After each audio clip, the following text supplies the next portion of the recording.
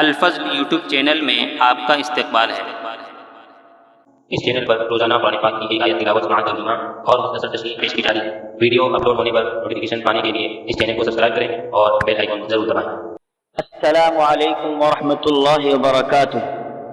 میرے دینی و ایمانی بھائیوں اور بہنوں، سورہ نساء آیت نمبر 135 پیش خدمت ہے۔ اعوذ باللہ من الشیطان الرجیم۔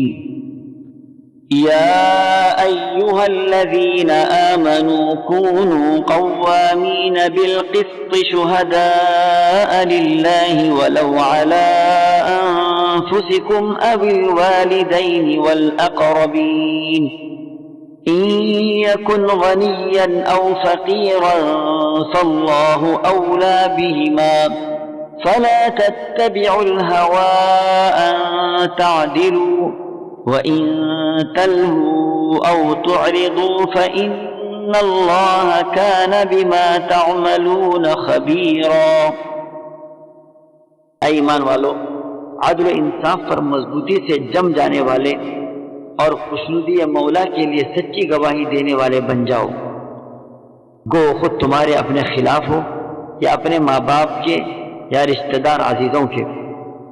وہ شخص اگر امیر ہو تو اور فقیر ہو تو دونوں کے ساتھ اللہ کو زیادہ تعلق ہے، اس لیے تم خواہش نفس کے پیچھے پڑ کر انصاف نہ چھوڑ دینا، اور اگر تم نے کچھ بیانی یا پہلو تہی کی تو جان لو کہ جو کچھ تم کرو گے اللہ تعالیٰ اس سے پوری طرح باخبر ہے۔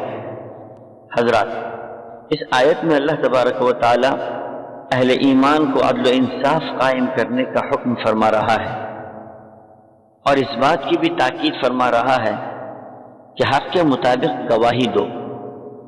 عدل و انصاف قائم کرنے اور حق کے مطابق گواہی دینے میں چاہے تمہیں یا تمہارے والدین، اولاد یا رشتہ داروں کو نقصان ہی اٹھانا کیوں نہ پڑ جائے، اپنے ہو یا غیر، مسلمان ہو یا غیر مسلم، سب کے ساتھ انصاف کرنا یہ اسلام و ایمان کا تقاضا ہے۔ انصاف پر قائم رہنے والا شخص کبھی ذلیل نہیں ہو سکتا، اس کے ساتھ اللہ کی تائید و نصرت ہوتی ہے۔ اسی طرح یہ بھی فرمایا گیا کہ عدل و انصاف قائم کرنے میں کسی مالدار کی بھی رعایت نہ ہو اور نہ کسی خاندان کی، پھر اسی طرح فقیر و غریب کے فقر و محتاجی کا ڈر و خوف بھی نہ ہو۔ حق بات کہنے میں یہ سب باتیں ہرگز تمہارے لیے رکاوٹ نہ بنے، کیونکہ اللہ کی ذات ان دونوں کے مقابلے میں تمہارے لیے زیادہ قریب ہے اور مقدم ہے، یعنی ان تمام چیزوں کی رعایت کے بغیر اللہ کی بات ماننا اور اس کی شریعت پر عمل کرنا ضروری ہے۔ آیت کے آخری حصے میں فرمایا گیا وَلَا تَتَّبِعُوا الْهَوَىٰ أَن تَعْدِلُوا، یعنی تم خواہش نفس کے پیچھے پڑ کر انصاف نہ چھوڑ دینا، یعنی خواہش نفس، عصبیت یا بغض و عداوت، رشتہ داری تمہیں انصاف کرنے سے نہ روکے، بلکہ ان چیزوں کو بالائے طاق رکھ کر انصاف کے علمبردار بننے کی کوشش کریں، خواہش نفس کی اتباع نہ کریں۔